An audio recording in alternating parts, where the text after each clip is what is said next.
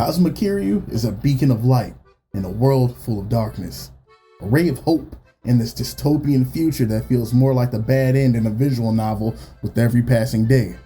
And it isn't just Kiryu's boyish charm or velvety smooth voice that makes him worth protecting. Oh no, my friends. The real reason our boy Kazuma is the best thing since a sliced bento is based on one thing and on one thing only, and that's his big, fat heart. Kazuma wears his heart on his sleeve and is a human being governed by a strict moral code that only a few of us could ever hope to abide by. But I think we should attempt to abide by something.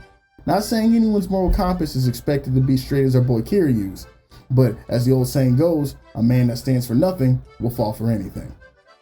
So in this video series, I want to take a look at the art of manliness as taught by everyone's favorite Aniki and explore what the Dragon of Dojima himself has to teach us about what it means to be a man of value and integrity in the modern age. One thing that is undeniably clear about Kazuma Kiryu is his adherence to the importance of respect. Unfortunately, many people have gained a narrow-sighted view of the quality of respect, and we have a lot to learn from our brother in this regard. Many people think that respect is only given to someone in a higher station than you, or given to those who have done something for you in some way. This is wrong, my friends. In order to be a man worthy of calling themselves Kiryu's Kyodai, we have to realize that respect is something that should emanate from every aspect of our lives. Respect should not be something given to an individual simply because of their life station or usefulness to you in the moment, but rather it's something that you give others until they have rightfully given you a reason to take it away. To follow the code of the dragon, we respect ourselves, others, and all forms of life to the highest degree. This may sound easy, but there will come a time when you meet someone with whom you disagree vehemently, and during this moment, your adherence to this code will be tested. Kiryu has had countless encounters with this monumental task, one of the greatest of which being with his blood brother Majima, whom we shall say is a bit more erratic in his handling of our family members and subordinates.